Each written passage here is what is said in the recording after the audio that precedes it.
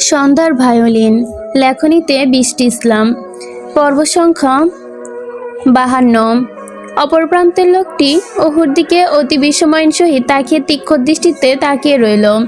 সে লোকটি যে অহুকে এখনো দেখিতে হজম করতে পারল না। লোকটি তার আর কেউ নয়, ক্রাইম ব্রাঞ্চ ইন্সপেক্টর তন্ময়রাজ মির্জা। লোকটি হয়তো কবু হাসে, সবসময় তার কপাল কুঁচকে থাকে, মুখ উৎকণ্ঠার ছাপ প্রতিনিয়ত তার স্পষ্ট। তন্ময়কে দেখেই অহুর মাথার ওড়নাটা টেনে আবারও সামনের দিকে ধীর পায়ে হেঁটে অন্দরমহল ত্যাগ করে দোতলায় পৌঁছায়। অহুর যাওয়ার পানে তন্ময় তীক্ষ্ণ দৃষ্টিতেই তাকিয়ে থাকে। সেই দৃষ্টির অবস্থান ছেদ করে আজমল খানের প্রত্যুত্তরে ওয়ালাইকুম আসসালাম। তন্ময় খান আজমলের দিকে ভুরু কুঁচকে তাকিয়ে মস্তিষ্কে চলা বুলিগুলো বাহিরে প্রকাশ করলেন। তুমি এখানে কি করছো? তন্ময় একগাল হেসে শুধায় গম্ভীর কণ্ঠে, অন্তর্মহলের চারপাশে চোখ বুলিয়ে। আসলাম একটু প্রয়োজনে। আপনার মহলটা তো খুব সুন্দর, তবে এই যুগের তুলনায় বেশি পুরনো। নতুন করে সংস্কার করেননি কেন? আজমল খান সোফায় পায়ের ওপর পা তুলে আয়েশি ভঙ্গিতে বসলেন। বলছি, বসো এখানে। রোজিনা 2 কাপ চা নিয়ে আসো। হ্যাঁ, কি যে বলছি, মহল সংস্কার করেনি কেন? এই মহলটা আমার দাদার আমলের। আমার পূর্বপুরুষরা এটা তৈরি করেছে। তাদের স্পর্শে মিশে আছে এই মহলের প্রতিটি ধূলিকণায়। আমি কিভাবে সেই স্পর্শে মিশে নষ্ট করতে পারি? রং দেই দেওয়ালে।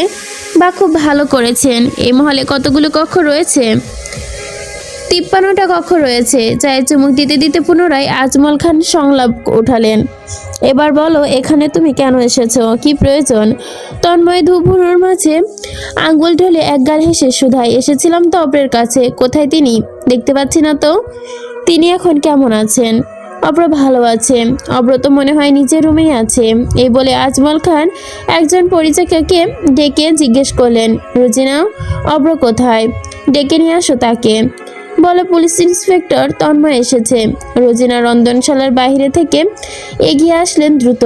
মাথা নিচ করে জবাব দিল, বড় সাহেব, ছোট সাহেব তো মহলে নাই। আপনি আসার কিছুক্ষণ আগে বেরিয়ে গেছে সাহেব, বাইক নিয়ে। রোজিনার কথা শুনে আজমল খান বসা থেকে শটান হয়ে দাঁড়িয়ে ঝাঁঝালো কণ্ঠে তাতে দাঁত চেপে শুধালেন, চলে গেছে মানে? ওকে আটকাওনি কেন তোমরা? ওকে যেতে দিলে কেন? ও কি সুস্থ হয়ে গেছে নাকি যে ও একা একা বেরিয়ে গেছে? অব্রের আম্মু আলিনা খান আজমল খানের হুঙ্কার শুনে রন্ধনশালা থেকে বেরিয়ে আসলো। অব্রের আম্মু, অব্র নাকি বাইক নিয়ে বেরিয়ে গেছে? কি বলছেন এগুলো? আমি তো জানি না কখন বেরিয়ে গেল। তুমি কিভাবে জানবে? পরিস্থিতি অবনতি দেখে তন্ময় সোফা থেকে চায়ের কাপটা টেবিলের উপর রেখে দাঁড়িয়ে গেল। শান্ত হন আপনারা, হয়তো গিয়েছে আশেপাশে, চলে আসবে। আমি তাহলে আসি, একবার না হয় পরে দেখা করব। ভালো থাকবেন আপনারা, আসসালামু আলাইকুম। এই বলে তন্ময় হাতে থাকা সানগ্লাসটা চোখে পড়ে নেয় এবং অন্দরমহল হতে বেরিয়ে যায়। পেছনে আজমল খান আলিনা খানের সাথে রাগ ঝাড়ছে। তিনি কিছুক্ষণ আগেই এসেছে। নেতাদের সাথে বৈঠক করে নির্বাচনের সব বিষয়ে তার মেজাজটা চটে আছে। এসব দিকে দোতলার ওপরে থেকে দাঁড়িয়ে দেখলো পর্দার পেছনে লুকিয়ে তার চন্দ্রবালা। তার মানে ওই দিন সে যে অহুর সাথে হসপিটালের সাথে দেখা হয়েছিল, সেই লোকটা ছিল তন্ময়। অহুর বুকে ধুকপুকনি বেড়ে গেল যখন শুনেছে তন্ময় একজন পুলিশ ইন্সপেক্টর এবং অব্রকে খুঁজছে। কিন্তু কেন? অব্র ভাইয়ের সাথে তার কি কাজ? অহু এই কথা ভাবতেই মহলের বাহিরে চলে আসলো হেঁটে। সন্ধ্যা নেমে এসেছে। অহু মহলের পুকুর পাড়ে সিঁড়ির বোতে বসে নিহার সাথে দুজনে ঢিল ছড়ছে, প্রতিযোগিতায় লেগেছে। কিছু মুহূর্তের মধ্যে আলিনা খানের হুঙ্কার ভেসে আসলো। মহলে ফেরার ডাক পড়েছে। রাত 8:45 মহলে ফিরল অব্র। তবে আজমল খান কিংবা আলিনা খানের অনুপস্থিতিতে তারা কেউ মহলে উপস্থিত ছিল না, যার দরুন অব্রকে কারো প্রশ্নের মুখোমুখি হতে হয়নি। অব্র নিজের রুমে এসে ফ্রেশ হয়ে নিল। ওয়াশরুম থেকে বেরিয়ে তোয়ালে দিয়ে মুখ মুছেছে। তখন এই ধরফর করে অব্রের রুমে প্রবেশ করলো অহু। অহুকে হাঁপাতে দেখে ভীষণ অবাক হলো অব্র। তোয়ালে পালঙ্কে ছুঁড়ে ফেলে দ্রুত এগিয়ে গেল চন্দ্রবালার দিকে। কি হয়েছে তোর? হাঁপাচ্ছিস কেন তুই? অহু তারপর কয়েকবার ঢোক গিলে অব্রের প্রশ্নের জবাব দিল। আপনাকে বড় চাচা চাচি খুঁজছে। তারা আপনার ওপর ভীষণ রেগে আছে। আর কি আর? আপনাকে না একজন পুলিশ অফিসার খুঁজতে এসেছিল মহলে। তন্ময় নাম তার। আপনি চিনেন তাকে? অহুর প্রশ্ন শুনে অব্র কোনো প্রতিক্রিয়া নেই। সে একটু অবাক হলো না। অব্র জানতো তন্ময়ের সাথে তার আবার দেখা হবে, কিন্তু তন্ময় যে তাকে খুঁজতে মহলে চলে আসবে সেটা অব্র হজম হলো না, এবং সেই বিষয় অহুর কাছ থেকে শুনতে হবে সেটাও অব্রের পছন্দ হলো না। অব্র মোটেও চায় না এই বিষয়ে অহু কিছু জানুক, এসবে অহুকে জড়ানো কিংবা কোনো দিন। অব্র অহুর দিকে এক দৃষ্টিতে তাকিয়ে থাকলো। অহুর মুখে ভয়ের ছাপ এবং কপালে উৎকণ্ঠার ভাস স্পষ্ট, যা দেখে অব্রর বুকপিঞ্জর ভূমিকম্পের সৃষ্টি হলো। অব্রর ইচ্ছে হলো অহুর কপালে ছড়িয়ে থাকা ছোট্ট ছোট চুলগুলো কানের পিছনে আলতো হাতে গুঁজে দিয়ে জিজ্ঞাসা করতে, ভয় পাচ্ছিস তুই চন্ডবালা? কিন্তু সেই মুহূর্ত আর হয়ে উঠল না। তার আগে অব্রের ঘোর কেটে গেল অহুর প্রশ্নে। ভাইয়া, কিছু বলছেন না কেন আপনি? ও হ্যাঁ, আমি তো চিনি তাকে। তেমন কিছু না, তোকে এই বিষয় নিয়ে কখনো চিন্তা করতে হবে না। কি বলেছে সে? কিছুই বলেনি, শুধু আপনাকে খুঁজছিল সে। বড় চাচা জানের সাথে কথা বলেছিল তিনি, আপনাকে পায়নি বলে চলে গেছে। ও আচ্ছা, তুই এখন যা। ঠিক আছে। এ বলে অহুর মাথায় ওড়না টেনে দিয়ে ধীর পায়ে হেঁটে কক্ষ ত্যাগ করতে পালঙ্কে বসলো অব্র। অহু চলে যাওয়ার পানে অব্রের মুষ্টিবদ্ধ করে ফেলে গেল হস্তচোরা। ওপরের দিকে তাকিয়ে জোরে শ্বাস ছেড়ে উচ্চ আওয়াজের সাথে টেবিলের উপর থেকে ফোন তুলে অব্র মেসেজ সামির জাহানের ফোনে কল করে।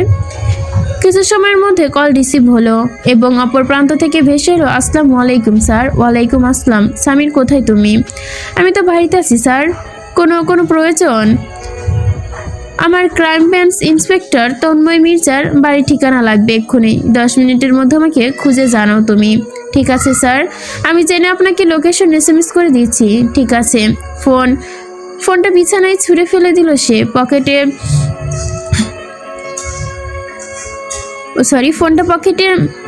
ফোনটা বিছানায় না ছুঁড়ে পকেটে নিয়ে নিল সে। অতঃপর মহল থেকে বেরিয়ে গেল। মহলে পার্কিং থেকে একটি গাড়িতে চড়ে বসলো।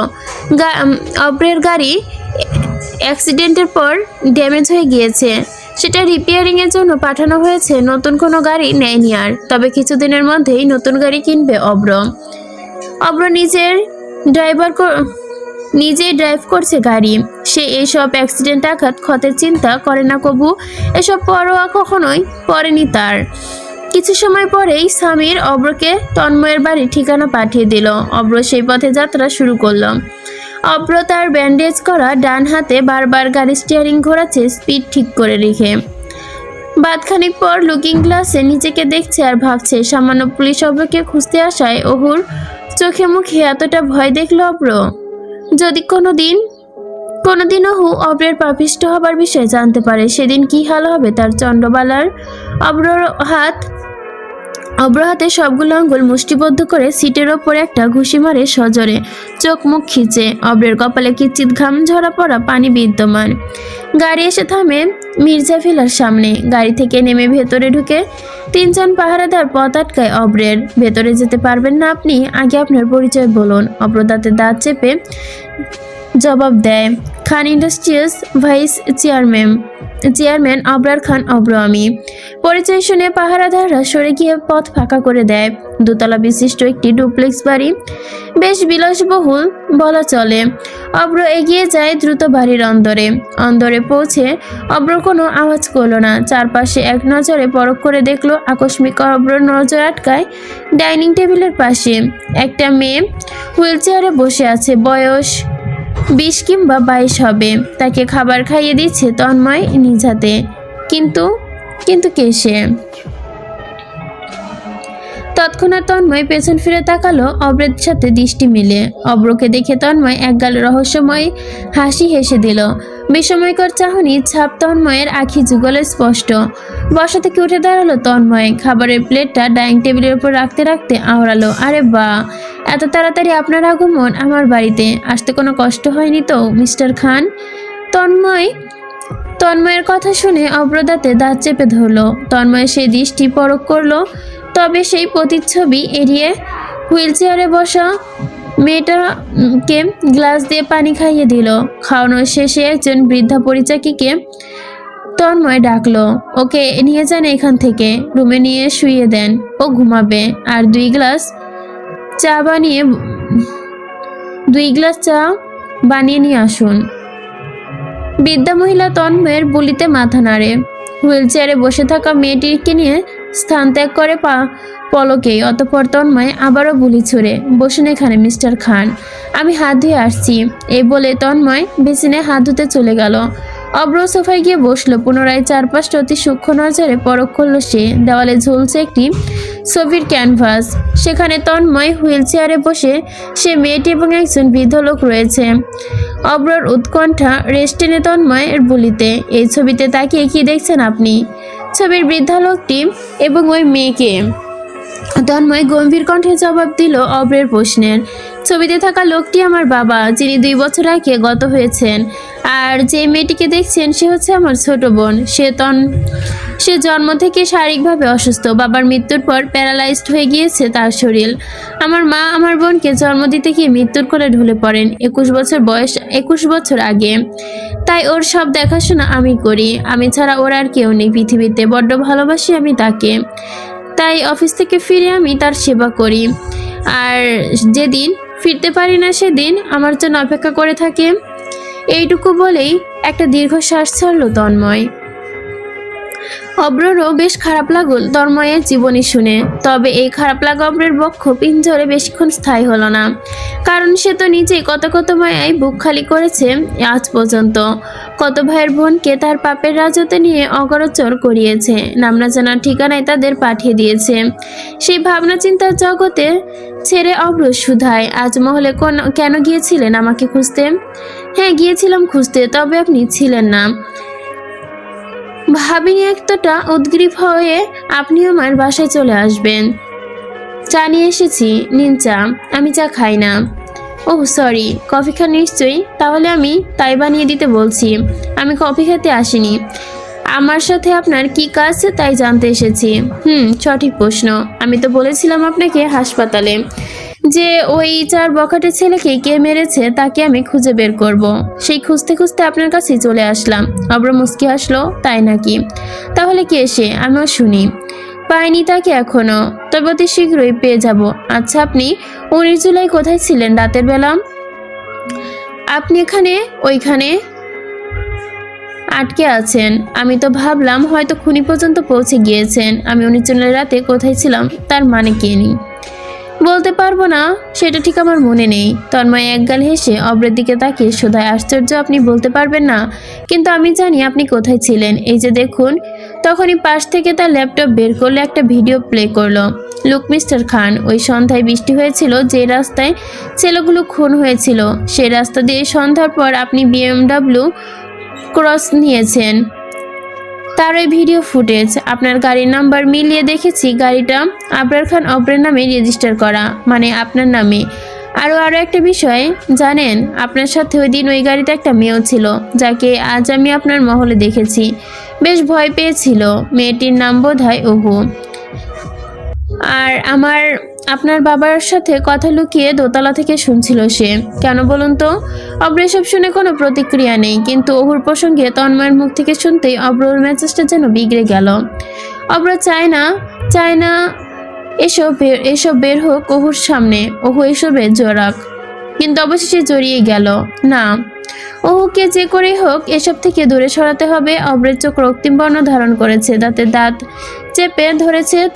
তবে এখন অব্রর হিংস্র হওয়া চলবে না, নয়তো এর মাসুল পরবর্তীতে তার চন্ডবালাকে দিতে হবে, যার দরুন অব্র নিজেকে নিয়ন্ত্রণ করতে চাইছে। শীতল কণ্ঠে খানিক বাদেই শুধালো, ওই দিন আমি ওকে কোচিং থেকে আনতে গিয়েছিলাম, বৃষ্টি ছিল বলে। আশ্চর্য, আমরা তো খোঁজ নিয়েছিলাম সেই দিন। ওই দিন ওর কোচিংয়ে যায়নি। অব্র চমকে গেল। ওহু কোচিংয়ে যায়নি মানে? তাহলে ওই দিন কোথায় গিয়েছিল? এত বড় ভুল অব্র কিভাবে করলো? এখন তো ওহুর নামটি আরো বেশি করে আসবে। ওহু এইসবের সাথে এখন আরো বেশি জড়াবে। উফ শিট, হয়তো কোচিং ছিল না, বন্ধুদের সাথে কোথাও টাইম স্পেন্ড করতে গিয়েছিল। তবে তাকে কোচিং থাকতেই আনতে গিয়েছিলাম আমি। কোচিংয়ে পৌঁছানোর পূর্বেই আমি তাকে রাস্তায় পাই, সেখান থেকে আমি তাকে রিসিভ করি। অব্রের কথা শুনে তন্ময় দাঁত কাটলো, দুভুর উঁচু করে মাঝে আঙ্গুল ঘষলো। তন্ময় কিছু ভাবছে। বুঝেছি, আচ্ছা ঠিক আছে, এইটাই জানার ছিল। তন্ময়ের কথা শুনে অব্রের মনে প্রশান্তি আসলো। তবে অব্র বুঝতে পারছে তন্ময়ের প্রতিচ্ছবি দেখে তন্ময় তাকে সব বিষয় খুলে বলেনি। তন্ময় আরো অনেক কিছু জানে এই বিষয়ে, তবে সেটা হয়তো এখন বলবে না অব্রকে। ঠিক আছে, তাহলে এখন আমি আসি। মিস্টার তন্ময় রাজ মির্জা, ডিনার করে যান মিস্টার খান। ম্লান হাসে তন্ময়। ধন্যবাদ। আর হ্যাঁ, একটা কথা, এসব বিষয়ে কথা বলার জন্য আমাকে খুঁজতে কখনো আপনি মহলে যাবেন না। Mind it. তন্ময় মাথা নামিয়ে সম্মতি জানায়, অতঃপর সোফা থেকে উঠে অব্রের সাথে হ্যান্ডশেক করে বিদায় জানায়। অব্র মির্জা ভিলা থেকে বেরিয়ে আসে। কোথায় গিয়েছিলে অব্র? তুমি সুস্থ হয়ে গেছো নাকি? যদি কোথাও যাওয়ার প্রয়োজন হয় তাহলে ড্রাইভারকে নিয়ে যাও সাথে। একা যাও কেন? তুমি কি ভুলে গেছো কিছুদিন আগে গিয়েছিল তোমার সাথে? সবার মুখে মুখে প্রশ্নে সম্মুখ হতে হচ্ছে অব্রর। মহলে ফিরে সবাই ঘিরে ধরেছে তাকে, তবে তাদের কোনো কথাই অব্রের মস্তিষ্কে পর্যন্ত পৌঁছাতে পারছে না। অব্রের বক্ষপিঞ্জর ধুকধুক করছে কোনো এক অজানা ভয়ে। সে সবার ভেতরে লুকিয়ে থাকা চন্দ্রবালার দিকে তাকিয়ে চন্দ্রবালাকে দেখেই অব্রের বুক ধুকপুকানি আরও বেড়ে গেল। কিন্তু কেন? অব্র কি ভয় পাচ্ছে তার চন্দ্রবালাকে নিয়ে? কি হবে তার চন্দ্রবালার? হয়তো সবাইকে অবাক করে অব্র অন্দরমহল থেকে হেঁটে দ্রুত নিজের রুমে চলে গেল। সবাই হা করে তাকিয়ে রইল অব্রের এমন কাণ্ডে। অব্র রুমে আসার পর দরজা লক করে দেয়, পালঙ্কের ওপর ধপাস করে চিত হয়ে শুয়ে পড়ে, চোখ বন্ধ করে কপালের সজোরে দুইবার হাত চেপে ধরে ভীষণ হাঁসফাঁস করতে লাগলো। পরের দিন। ও মামুনি, মামুনি, এই কাপড় চোপড়গুলো ছোট সাহেবের ছাদ থেকে নিয়ে আইছি, শুকাই গেছে, বৃষ্টি হইতে পারে। এই কাপড়গুলো আপনি ছোট সাহেবের ঘরে রাইখে আসবেন একটু। আমাদের তো ওনার ঘরে যাওয়া নিষেধ। কথাগুলো একাধারে বলে থামল রচিনা বেগম। ওহু ঠোঁট উল্টিয়ে কিছু সময় ভেবে জবাব দিল, ঠিক আছে দিন।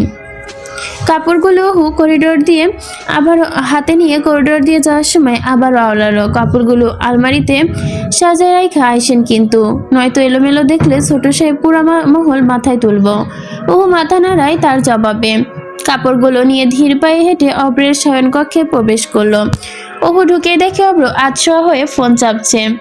আর কিছু বলল না। অব্র কিছু বলল না। হাতে কাপড় চোপড় দেখে বুঝতে পারলো এগুলো রাখতে এসেছে। কালকের কথা এসব এড়িয়ে গেল, জিজ্ঞেস করতে চাইল না।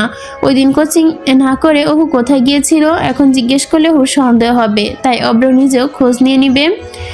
আলমারি খুলে শার্ট প্যান্টগুলো একে একে ভাঁজ করে সাজিয়ে রাখলো, অতঃপর আলমারির দরজা লাগিয়ে দিল। হঠাৎ নিচের দিকে তাকাতে ওর দৃষ্টি আটকে গেল একটা ছোট প্যান্টের মতো কিছু একটা ফ্লোরে পড়ে আছে।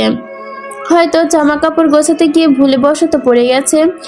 আগ্রহ নিয়ে নিজ হতে জিনিসটা হাতে নিল, চোখ জোড়া ছোট করে ঘুরিয়ে দেখলো এটা কি।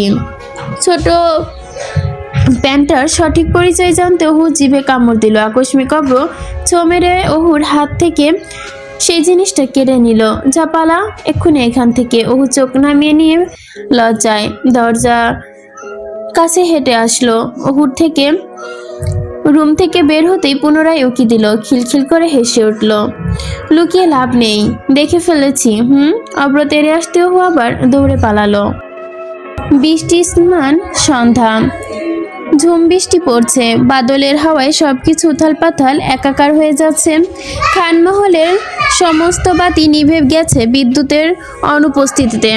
মোমবাতি জ্বালাতে প্রতিটি কক্ষ তখনও মহলের বৈঠকখানায় চায়ের সভা জমেছে। সেই সবাই মহলে 3 কর্তা এবং তাদের অর্ধাঙ্গিনীরা রয়েছে, সাথে অব্র রয়েছে। জরুরি একটা বৈঠক, তাই অধীর আগ্রহে সবাই অপেক্ষা করছে। আজমল খান ডেকেছেন সবাইকে। সকলে উৎকণ্ঠা রেশ কাটিয়ে আজমল খান আওড়ালেন, তোমাদের সবাইকে এখানে ডাকার বিশেষ কারণ আছে। কি কারণ? অব্রর আব্বু। হ্যাঁ ভাইজান, কি প্রয়োজন? ক্ষণে আজমল খান জবাব করলেন, অব্রর অ্যাক্সিডেন্ট হবার আগে আমি তো শিফার বিয়ে নিয়ে কথা বলেছিলাম যে তার বিয়ের ব্যাপারে সম্বন্ধে এসেছে। কথাটা শুনে আজিম বেগম খুশিতে প্রশ্ন ছুঁলেন। হ্যাঁ ভাইজান, বলেছিলেন তো। তারপর আপনি এই বিষয়ে আর কথা আগাননি, তাই আমিও আর জিজ্ঞাসা করিনি। তারা কি এই বিষয়ে কথা বলেছে নাকি? অব্রর অ্যাক্সিডেন্টের আগে এই বিষয়ে বিয়ের সম্বন্ধ নিয়ে সেটা রাজনৈতিক আমির পরিবার থেকে এসেছিল, তবে সেই বিষয়টা চেপে গেছে। আমিও আগ্রহ দেখাইনি, তবে কিছুদিন যাবৎ শিফার বিয়ের একটা সম্বন্ধ এসেছে এবং সেটা খুবই জোরালোভাবে। আমি সেই বিষয় নিয়ে পরামর্শ করব, সবাইকে ডেকেছি এই জন্য। আমি এতদিন ছেলে আমি এতদিনে ছেলে এবং ছেলের পরিবার সম্পর্কে খোঁজ নিয়ে খুবই ভালো জানলাম। আমার এই সম্পর্কে আগাম মত আছে। তোমরা কি বলো? অব্র চুপ করে বসে আছে, কিন্তু কোনো কথার জবাব দিচ্ছে না। অব্র ব্যতীত আজমল খানের কথার প্রত্যুত্তরে হাসি মুখে সবাই। ভাইজান, আপনার যেহেতু পছন্দ হয়েছে সেহেতু আমাদের কোনো কথা নেই, আমরা রাজি। আজনিম খান বলল, হ্যাঁ ভাইজান, আপনার যেহেতু মনে লেগেছে সেহেতু ছেলে ভালোই হবে। শিফার আম্মু, ভাইজান ছেলে ভাইজান ছেলে কি করে, পরিচয় কি, কোন পরিবারের? আশফাক খান জবাবে করলেন, আজমল খান ছেলের পাটোয়ারি বংশের, বেশ নামডাক রয়েছে পরিবারে। ছেলে পরিবারে বিরাট ব্যবসাও রয়েছে, বাংলাদেশে বিদেশেও। তবে ছেলে ডাক্তার, নাম আশমিন পাটোয়ারি, এদেশে না ইতালিতে। তবে একটি নাম তার, হসপিটালে একজন সার্জন, সে ইতালিতে থাকে। ছেলে এখন ছুটিতে বাংলাদেশে এসেছে। আরে এত খুশি, ভালোর কথা। ডাক্তার ছেলে আমার খুব পছন্দ, আর আমাদের মেয়ের ভাগ্য কিনা অবশেষে ডাক্তার মিল, শুক্রিয়া। আলিনা খান, আপনার কথা শুনে তো ভালোই মনে হচ্ছে ছেলেকে।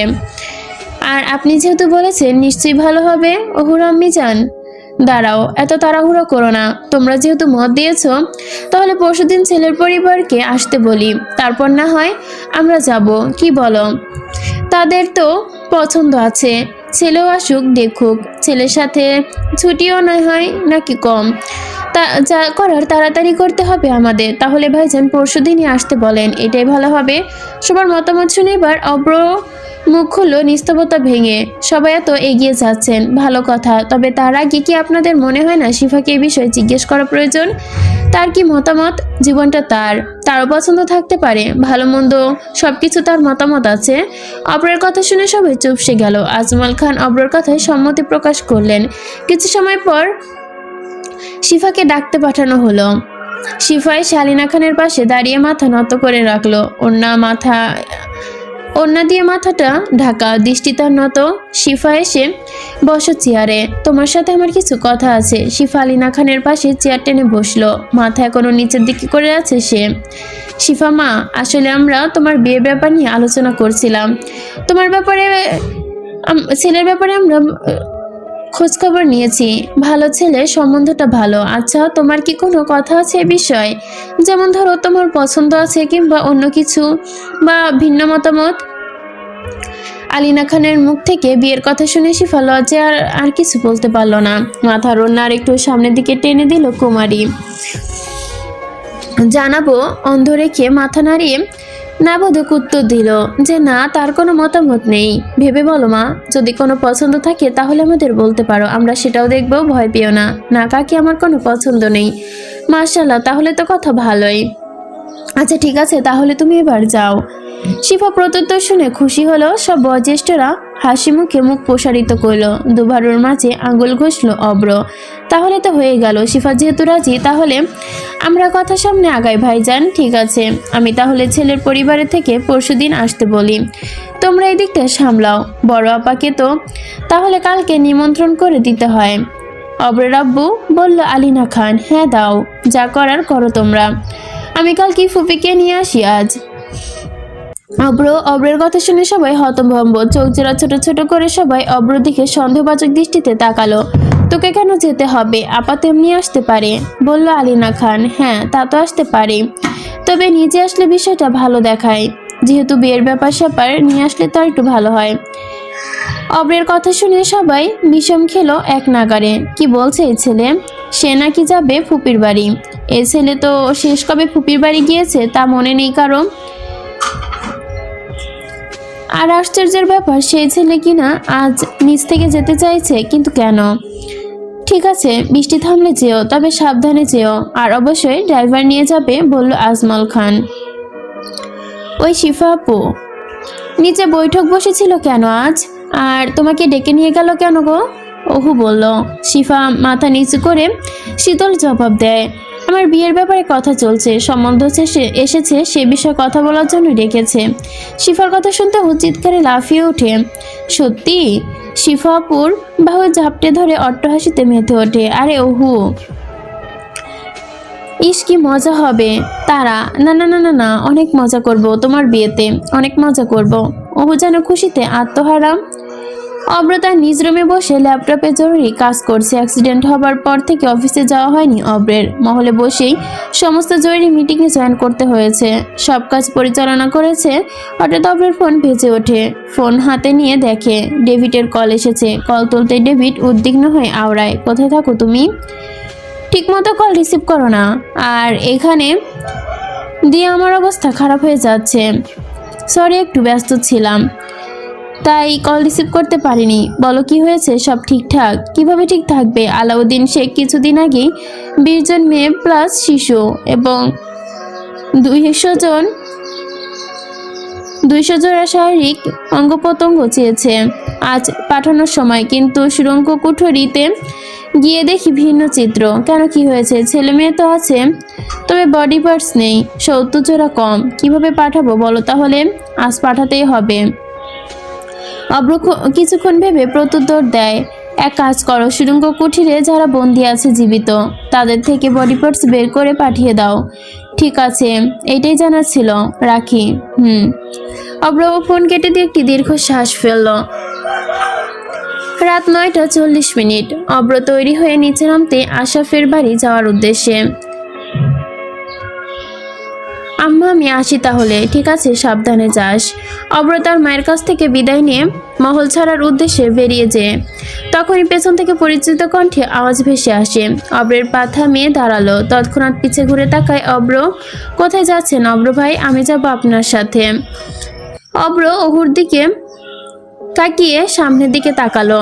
অহুর এই প্রতিচ্ছবি দেখে অব্র ভুরু কোঁচকালো, গম্ভীর কণ্ঠে শুধালো, তুই কোথায় যাবে আমার সাথে? অহু শুধু ভুরু জড়ানো চেয়ে প্রত্যুত্তর করলো, আপনি আশফিদের বাসায় যাবেন না? আমিও যাব। প্লিজ নিয়ে চলুন না ভাইয়া। ফুপিদের বাসায় যাওয়া হয় না অনেক দিন। তোকে কে বলেছে আমি ফুপিদের বাসায় যাচ্ছি? আমি যেন বলেছে, অনুমতি নিয়ে আসছি। আপনি চাইলে জিজ্ঞেস করে দেখতে পারেন।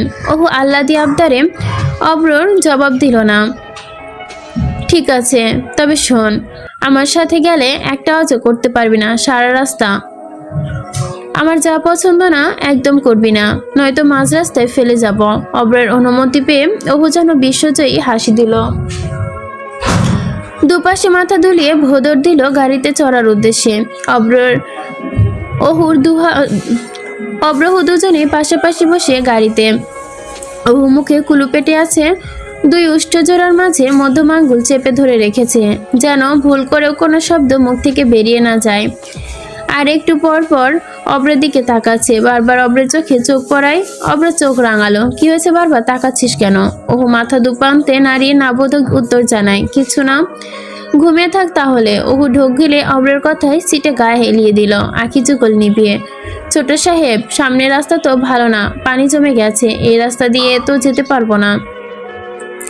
তাহলে অন্য রাস্তা দিয়ে যাও, সময় তো বেশি লাগবে, আর ওই রাস্তায় অনেক শুনশান, জঙ্গলের ভেতর দিয়ে যেতে হবে। সমস্যা নেই, নিয়ে যাও তুমি। ঠিক আছে। ড্রাইভার গাড়ি রিজার্ভ নিয়ে যাওয়ার পথে উদ্দেশ্যে যাত্রা শুরু করে। শুনশান প্রকৃতি, বৃষ্টি স্নান, সন্ধ্যা বিকেলে রাস্তাঘাট পানিতে জমে আছে। কুমকুম ঠান্ডা হাওয়া প্রবাহিত হচ্ছে বায়ুমণ্ডলে। রাস্তার আশপাশ থেকে ব্যাঙের আওয়াজ ভেসে আসছে। রাত 11টা বাজলো, মনে হচ্ছে যেন গভীর এক নিশিরাত। কুকুর শিয়ালের গর্জন ভেসে আসছে জঙ্গলের গহীন থেকে। গাড়ি চলছে জঙ্গলের মধ্য দিয়ে বয়ে যাওয়া রাস্তা ধরে। অব্র একটু চোখ লেগে এসেছে। গাড়ি উঁচু নিচু ভাঙা রাস্তায় পরপর গাড়ি যেন নড়ে উঠছে। অব্রের ঘুম ভেঙে হঠাৎ বিকাশ আওয়াজে চোখ মেলে আশেপাশে তাকিয়ে দেখলো গাড়ি জঙ্গলের রাস্তা ধরে চলছে, যার দরুন এসব আওয়াজ ভেসে আসছে। অব্র পাশে তাকিয়ে দেখলো চন্দ্রবালা ঘুমে বিভোর। অব্রের চোখ আটকে গেল মুহূর্তে সে ঘুমন্ত চন্দ্রবালার দিকে তাকিয়ে। তোমায় ভোলার জন্য আমি নরকের শাসক, অথচ তোমায় দেখলে আমি অপবিত্র অন্ধনিদ্রায় প্রেমিক পুরুষ হতে চাই এক মনের জন্য। বুঝো কতটা ভয়ঙ্কর তুমি কিছু করো না, অথচ আমার অস্তিত্ব ছিঁড়ে খান খান হয়ে যায় তোমার উপস্থিতিতে। আমি নিজে আর ধরে রাখতে পারি না। তুমি জানো না, তোমার ক্ষণিকের উপস্থিতি আমার মস্তিষ্কে ঝড় তোলে, আমার অন্তরের মৃত্যু হয়, ভয়াবহ অনাকাঙ্ক্ষতা জন্মায়। তোমায় বধূরূপে পেতে বড্ড ইচ্ছে করে, কিন্তু আমার এই অনিশ্চিত ভবিষ্যতের সাথে আমি তোমাকে জড়াতে ভীষণ ভয় করি। বলো কি করব আমি? শপথ পথ দেখাও, নইলে আমি ছাই হয়ে হারিয়ে যাব তোমার অনুপস্থিতিতে। আমায় ভৎস করে দেয় চন্দ্রবালা, আমি পুড়ে অঙ্গার হয়ে যাই, ঝলসে যাই আমি তোমার স্মৃতিতে। এইটুকুই সংলাপ। অব্র দীর্ঘ শ্বাস ছেড়ে হাত জোড়া অহুর চোখে থেকে চশমা খুলে দেয়। অহুর 8 বছর আগে পাওয়া সেই দুর্ঘটনায় চোখে অনেক সমস্যা হয়েছে, যার দরুন অহুকে প্রায় সময় চশমা ব্যবহার করতে হয়।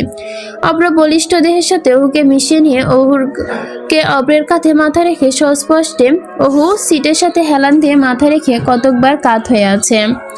সামনে ঝুলে থাকা আয়নায় সেই মুগ্ধ প্রতিচ্ছবি দেখতে ব্যস্ত। অব্র একটা হাফহাতা গেঞ্জি পরেছে, ছাই রঙের পাতলা। অ্যাক্সিডেন্ট হবার পর থেকে অব্র এই ছবি পরে, কারণ শরীরের ব্যান্ডেজ থাকার কারণে অব্রের পেশিবহুল হাত জড়ালো দেখা যায়, হাতের শিরাগুলো টান টান হয়ে গিয়েছে। যে প্রতিচ্ছবি কোনো রঙ্গন দৃষ্টি আটকে দেয়। আকস্মিক ড্রাইভার ব্রেক কষল, সামনে হুমকি খেয়ে পড়ে নিল। অব্রর ভুরুজোড়া শুধালো, কি হয়েছে চাচা? ছোট সাহেব রাস্তার মাঝে গাছ পইরা আছে, হয়তো ঝড়ে বৃষ্টিতে ভেঙে পড়েছে। আপনি বসেন, আমি সরাই দিতেছি। ঠিক আছে, যাও, প্রয়োজন হলে আমাকে ডাক দিও। ড্রাইভার নেমে যায়। অব্র সেই সুযোগে চন্দ্রবালার কপালে ওষ্ঠ ছুঁয়ে দেয়। ওহো ঘুমের মধ্যেই নড়ে চড়ে বসে, আর ঠিক তখনই ড্রাইভারের চিৎকার কানে ভেসে আসে। গাড়ি দরজা ঠেলে তাড়াতাড়ি করে বের হতেই গাড়ি লক করে দিয়েছে কি হয়েছে দেখার জন্য। গাড়ি থেকে নেমে বাইরের প্রতিচ্ছবি দেখে অব্রর মাথায় যেন আকাশ ভেঙে পড়ল। ড্রাইভার চাচার গলায় ছুরি ধরে দাঁড়িয়ে আছে এক লোক, মুখ ঢাকা। তার অনেকবার পাশে রামদা নিয়ে দাঁড়িয়ে রয়েছে, তার মুখটাও গামছা দিয়ে পুরো ঢাকা। অব্র আর বুঝতে বাকি রইল না তারা ডাকাতের সম্মুখীন হয়েছে। এই বৃষ্টি স্নান রাতে জঙ্গলের রাস্তা, তাই অব্র বিষয়টা বুঝতে পারে। ঘাড় কাত করে গাড়ির পেছনের দিকে তাকায়। না, অহু সজাগ হয়নি, সে ঘুমাচ্ছে। অব্র কিছুটা প্রশান্তি পেল। আকস্মিক রামদা নিয়ে দাঁড়িয়ে থাকা ডাকাত অব্রকে দেখে তেড়ে আসলো। অব্র ঠেই দাঁড়িয়ে থাকলো, নড়ল না একটুও। হাত পা উপরে তুলে, শালা এক্ষুনি চিনসামি ক্যাডা, তোরে কুরবানি দিয়ে দিমু এই রাস্তার মাঝে। অব্র ডাকাতের কথা শুনে কোনো জবাব দিল না, সাথে সাথে দুহাত উপরে তুলে ফেললো। ড্রাইভার চাচা ভয়ে কেঁপে উঠলেন। মুখ চেপে ধরেই সে ডাকাত বারবার এও এও গঙ্গানি শব্দ করছে সে, তবে ছোটার চেষ্টা করছে না। নিষেধ আছে ছোটার, নয়তো মৃত্যুর মন্ত্রণা জানাতে হবে তাকে। কি আছে তোর লগে? আমাদের গোদে দে বেশি তাড়াতাড়ি, দেরি করবি না বা তেরামি করবি না। তেরামি করলেই রামদা দিয়া এক কোপে তোর কাল্লা ফালাই দিমু, তাড়াতাড়ি বের কর। অব্র একবারও কোনো জবাব দিল না। পকেট থেকে অব্র আইফোন আর মানিব্যাগ বের করে আলতো হাতে সঁপে দিল ডাকাতের কাছে। অব্রের চোখে মুখে ভয়ের কোনো ছাপ নেই, সে সাধারণভাবে দাঁড়িয়ে আছে। বারবার ঘাত করে গাড়ির ভেতরে তাকাচ্ছে শুধু। ওহু উঠে পড়ছে না তো।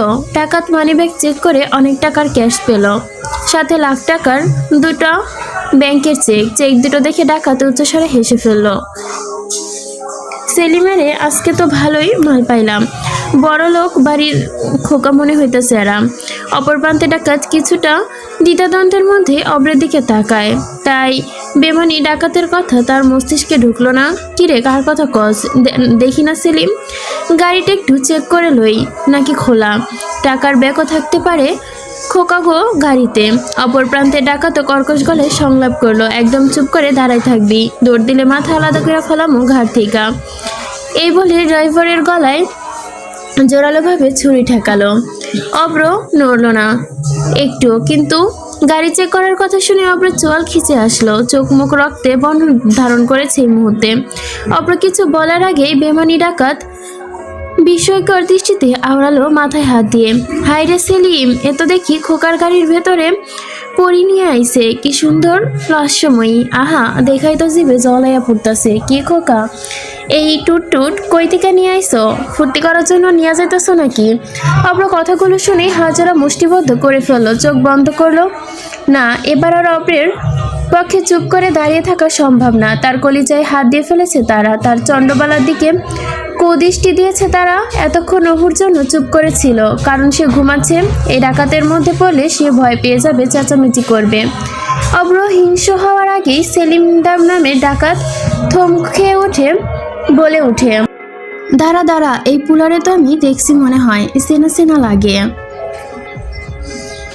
এই ছবি যেন কিছুদিন আগে আমি পত্রিকায় দেখছিলাম। অ্যাক্সিডেন্ট করছিল নেতা আজমল খানের পোলা মনে হয়। অপর প্রান্তে ডাকাত অব্রের পরিচয় জানতে পেরে ভরকে গেল। কি কস? ভালোই তো দেখ, ভালো মতো দেখছস তো? ঠিক মতো কইতাছস তো? আজমল খান তো বিরাট জমিদার লোক। হ ভাই, ভালো মতোই দেখছি। এরে বাঁচাই রাখা যাইব না। খান কোম্পানির মালিক হয়, ওরে ছাড়লে আমগো ছাড়বো না। ওরে এক্ষুনি উধাও কইরা দিতে হইব। ভাই, বেইমানি লোকটি অব্রের দুহাত টেনে পিছনে নিতেই পিঠের সাথে চেপে ধরলো। অব্র আটকালো না, কারণ পাখি নিজেই তার জালে ধরা দিয়েছে। তাহলে ওরে জঙ্গলের ভেতর নিয়ে চল, ওইখানে ওর খেলা খতম কইরা দেই। এই ড্রাইভারের কি করবো ভাই? বেমানি ডাকাত কিছু বলার আগে ভেবে আওড়ালো, ওরে ছাইরা দে, খোকা মৃত্যুর দায় ওর উপর চাপাই দিব।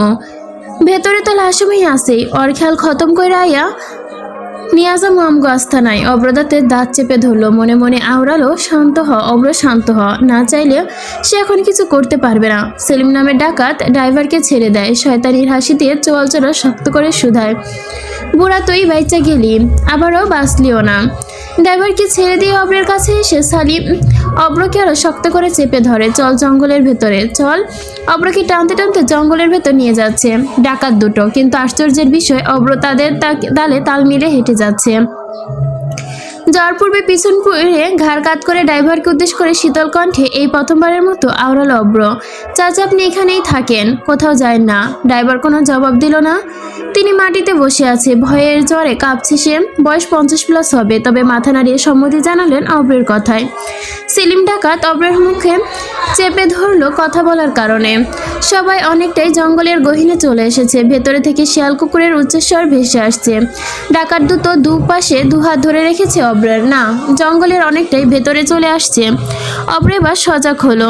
এক পা বাড়িয়ে চলার পথ বেমানি ডাকাতের পায়ে পা লাগালো। ততস্থ ডাকাত টাল সামলাতে পারল না, হোঁচট খেয়ে পড়ে গেল মাটিতে। হাত মুক্ত হওয়ার পাশ থেকে হেঁচকা টানে সেলিম ডাকাতের সামনে নিয়ে আসে।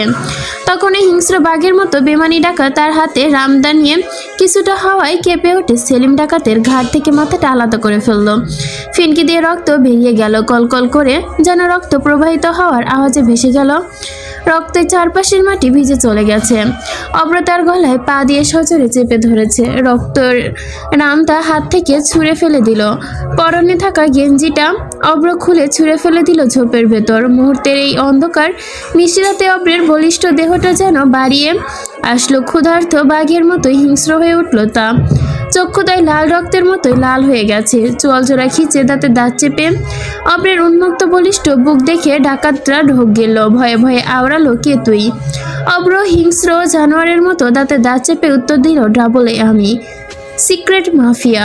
মাফিয়া আমার অবিশ্বাস পরিচয় শুনে ডাকাতরা কালিমা পড়ল। সে বুঝতে পেরে গেল আজকে তার এই দুনিয়া ছাড়তে হবে। অব্র ডাকাতের এক পা গলা আরেক পা বুকের পাশে রেখে বুকের উপর উঠল।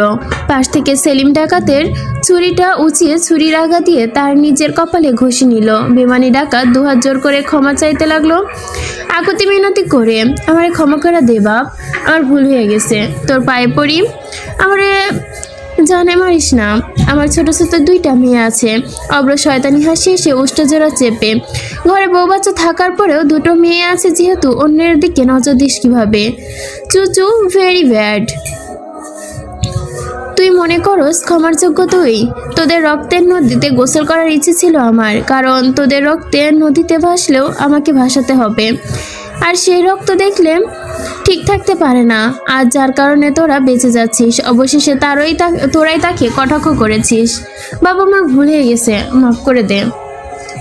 আপনার গোলাম হয়ে থাকবো সারা জীবন। আমাদের একটা নীতি আছে জানোস, আমাদের নির্দিষ্ট কিংবা নিয়তির বাহিরে গিয়ে যদি কেউ আমাদের পাপিষ্ঠ হওয়ার সত্যিটা জানতে পারে, তাহলে তাদের আর রেহাই নেই, তাদের জন্য মৃত্যু ফরজ হয়ে ওঠে। অব্র ছুরিটা নিয়ে বেমানি ডাকাতের গলায় ঘষে দেয়। অব্র ক্ষিপ্ত হয়ে উঠতেই আহত বাঘের মতো কিন্তু যেন বলছিল, তোর জিভে জল চলে আসে, আজ ওই জিভ আমি কাটবো। এই বলে অব্র ডাকাতের দুহাতে চিরে মেলে ধরে। দারুণ জিভ বেরিয়ে আসতে গলার ওপরে ছুরি লাগিয়ে দেয়। কোপে জিভ কেটে ফেলে। যন্ত্রণায় ছটফট করতে থাকে ডাকাতটি, তবে অব্রের কোনো প্রতিক্রিয়া নেই এতে। সে আর সময় না নিয়ে পরপর দুটো ছুরি ঢুকিয়ে দেয় তার বুক পিঞ্জরায়। হাত ছাড়খাড় করে দেয়, বাঁধ ভাঙা রক্ত স্রোত প্রবাহিত হতে থাকে। অব্রের বুকের ওপর থেকে নেমে দাঁড়ালো, ম্লান হাসি হাসলো। অব্রার অপেক্ষা না করে রামদা আর ছুরি হাতে নিয়ে কিছুটা হেঁটে ছোট খালের সামনে গেল। খালের মধ্যে রামদা আর ছুরি ফেলে দিল, নিজের রক্তাক্ত পোশাক ধুয়ে নিল, অতপর ফিরে এলো ঝোপের ওপর ফেলা গেঞ্জি তুলে আবারও বলিষ্ঠ হাতে ঢেকে নেয়। যাওয়ার সময় ডাকাতের পকেট থেকে নিজের ফোন আর মানি ব্যাগ নিতে ভুলল না অব্র। সাধারণভাবে হেঁটে জঙ্গলের ভাই থেকে বেরিয়ে আসে। ড্রাইভার গাড়ির মধ্যে গিয়ে চুপ করে বসে আছে। হঠাৎ অব্রকে জঙ্গল থেকে বেরিয়ে আসতে দেখে ড্রাইভার নিচের চোখ ঢালে, বড় বড় করে তাকিয়ে দেখে যা দেখছে সে কি সত্যি নাকি। অব্রের শরীর ভিজে আছে, বিশেষ করে গেঞ্জিটা। অব্র নিঃশব্দে গাড়ির দরজা খুলে ভেতরে চড়ে শীতল কণ্ঠে জবাব দেয়। গাড়ি স্টার্ট দেন। ড্রাইভার ঢোক গেল। আপনি আবার কাউরে ফোন দিয়ে এসব বলেন নাই তো? না না ছোট সাহেব, আমার ফোন ওরা নিয়ে গেছে আপনি গাড়ি থেকে নামার পূর্বেই। ঠিক আছে, যাও তুমি এবার। আর শোনো, এই ঘটনা ভুলে যাও, এতে তোমারই মঙ্গল হবে। ড্রাইভার চাচা মাথা দোলায় আর ঘাড় কাত করে ওহুর দিকে তাকায়। দেখছো, ওহুর ঘাড়ের অপর প্রান্তে হেলে আছে তন্দ্রায় বিভোর। অব্র আলতো হাতে তা আবার নিজের কাঁধে রেখে দিল।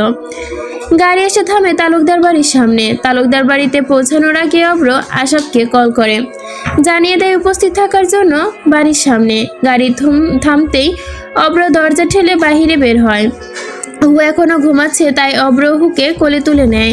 ঘুমের মধ্যে আশাফ তালুকদার বাড়ির সদর দরজা খুলে দেয়। অব্র হুকে নিয়ে অতিথিশালার শয়ন কক্ষের দিকে নিয়ে শোয়াই দেয়। আশাফ এগুলো কিছুতেই বুঝতে পারল না। আশাফ কিছু বলতে গিয়ে অব্র নিজের দুই উষ্ঠজোড়ার মধ্যে মধ্যম আঙ্গুল চেপে চুপ করার সতর্কবার্তা জানায়। আশাফ চুপসে যায়। ওহুকে শোয়াই দিয়ে অব্র কম্বল টেনে দেয় ওহুর ওপর, কারণ বৃষ্টি হওয়ায় বেশ শীতল আবহাওয়া। তারপর আশাফ অব্র দুজনেই রুম থেকে বেরিয়ে আসে। কি হয়েছে ভাই, হঠাৎ এভাবে আমাদের বাড়িতে আসার কোনো কারণ? তাও কাউকে না জানিয়ে? আর তুই একরকম কাক ভেজা হয়ে আছিস কেন? তেমন কিছু না, রাস্তায় পানির কারণে জ্যাম হয়েছিল, তাই জঙ্গলের রাস্তা দিয়ে আসতেছিলাম। জঙ্গলের রাস্তা দিয়ে আসতেছিলি, কিন্তু ওই রাস্তা তো ডাকাতের আক্রমণ করে, কোনো সমস্যা হয়নি আসতে তোর? আমরা ম্লান হেসে আশরাফের কাজ চাপড়ায়। না কিছুই হয়নি, বুঝলাম, কিন্তু না বলে হঠাৎ করে এভাবে আসলি?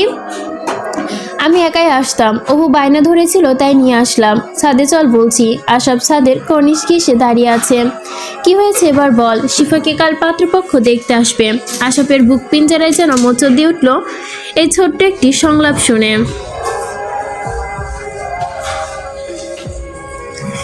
তুই মজা করছিস? অব্র দীর্ঘশ্বাস ছাড়লো। আশাফের কাজ চাপড়ে আওড়ালো। না, আমি সত্যি বলছি ভাই, পরশুদিন শিফাকে দেখতে আসছে। আশাফ দূরে সরে গেল অব্রর থেকে, এক নজরে তাকিয়ে থাকলো অব্রের দিকে। অব্র চোখ নামিয়ে ফেললো ততক্ষণে। ভয় পাস না, শোন। আশাফ চোখ মুখ খিচে চিৎকার দিয়ে উঠলো হাঁক ছুড়ে। কি শুনবো? হ্যাঁ, তুই কি জানিস না? এই, তুই কি জানিস না আমি শিফাকে ভালোবাসি? তাহলে তুই কিভাবে বলতে পারলি পরশুদিন শিফাকে দেখতে আসবে, আর তুই সেটা আমাকে এসে বলতেছিস? অব্র আশাফের চিৎকার শুনে কিছুটা নারাজ হলো। আশাফকে কিছুটা না বলে ছাদের কর্নিশে সজোরে একটা ঘুষি দিল। আশাফ আঁতকে উঠল। তার হাতের আঙ্গুল তাক করে আশাফকে বুলি ছুড়ল। আমি জানতাম তুই শুনে ঝামেলা করবি, তাই আমি এখানে নিজেই চলে আসছি তোকে জানাতে, আর তুই আমার উপর রাগ ঝাড়ছিস। আশাফ দমে গেল। মুহূর্তে চক্ষুদয় পানিতে টলমল করতে লাগলো। কাঁদো কাঁদো কণ্ঠে থমকে গেল। বলল, ভাই তুই তো জানিস আমি ওরে ভালোবাসি, এখন থেকে নয়, সেছি ছোট্ট থেকে। ওর পড়ালেখা শেষ হওয়া পর্যন্ত আমি আটকে ছিলাম, নয়তো কবে আমাকে এই বিষয়ে জানিয়ে দিতাম, বিয়ের প্রস্তাবও পাঠাতাম। এখন তুই বলছিস ওর পরশুদিন নাকি দেখতে আসবে। তাহলে আমি কি করব তুই বল। অব্র দমে গেল। চোখ বন্ধ করে মেজাজ নিয়ন্ত্রণ করতে চাইলো, কিন্তু কিছুক্ষণ আগে ঘটে যাওয়া ঘটনা অব্র ক্ষিপ্ত। চোখ মেলে সংলাপ করলো, তুই শান্ত হ, দেখতেই তো আসছি। এখনো কিছু ঠিক হয়নি, শিফাকে দেখা যাক, তারপর আমি নিজে বিষয়টা দেখব। অব্রের জবাবে আশাফের অশান্ত মন স্থির হলো না। সে কঠোর বলেই ছুড়ল, আমি এতক্ষণ পর্যন্ত অপেক্ষা করতে পারবো না। আমি এক্ষুনি আমাকে গিয়ে সব বলবো। যদি আমার রাজি না হয় তাহলে আমি মামাকে বলবো, আমার কোনো ভয় নাই। অব্র কপাল চাপড়ালো, দাঁতে দাঁত লাগিয়ে শব্দ করলো, দীর্ঘশ্বাস ছেড়ে আশাফের কাঁধে হাত দিল, অতঃপর শীতল কণ্ঠে আওড়ালো, শোন আমার কথা ঠান্ডা মাথায়। এখন বললে ঝামেলা হবে। তুই তো বাবার রাগ সম্বন্ধে জানিস। তিনি এক কথার মানুষ। ছেলেকে বাড়িতে এনে উনি এই কথা ফেলতে চায় না। ওনাদের পরশুদিন আসতে বলেছে। এখন যদি তুই এই ব্যাপারে বলিস তাহলে এটা নিয়ে ঝামেলা সৃষ্টি হবে। বাবা রেগে যাবেন, কারণ ওনার কথার খেলাপ হবে, আর যেটা উনি একদমই পছন্দ করে না। তাহলে আমি কি করব? চুপ করে বসে থাকবো তুই বলছিস? আপাতত চুপ। তোকে আমি দেশে আসার আগেও বলেছি বাড়িতে বলে দে বিষয়টা। তুই তো চুপ থাকলি।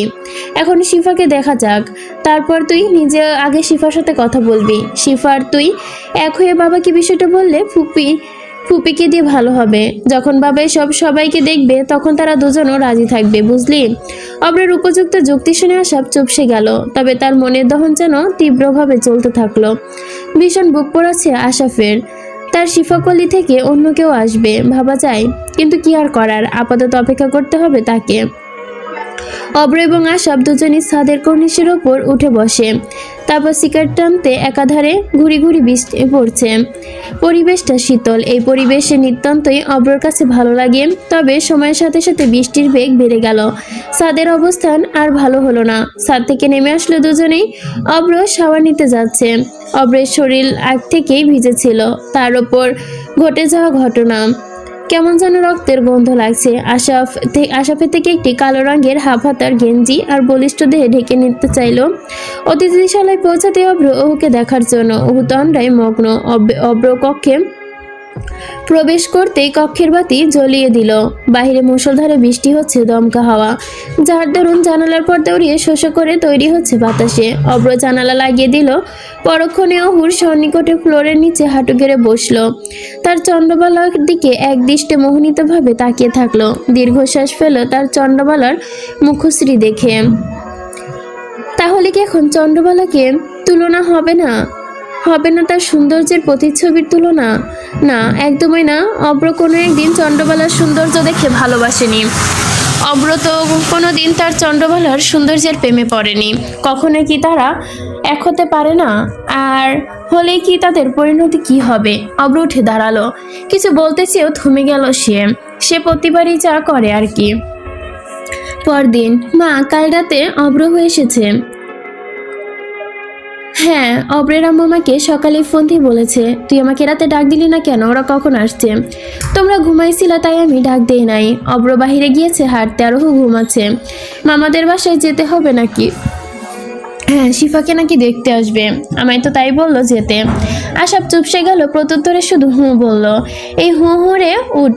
ওই ওহু ওঠ।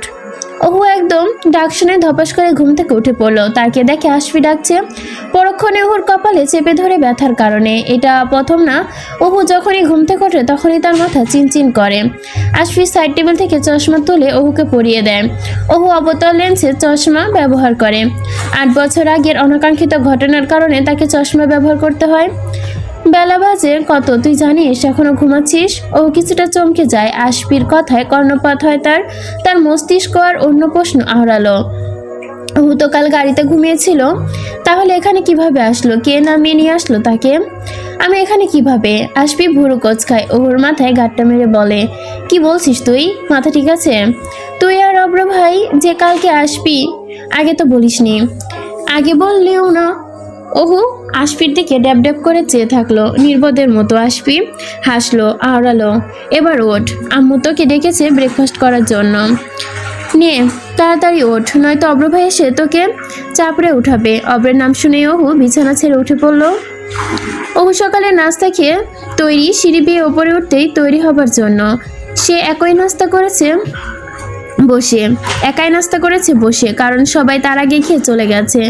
সিঁড়ির রেলিং ধরে ওপরে উঠতেই ওহু।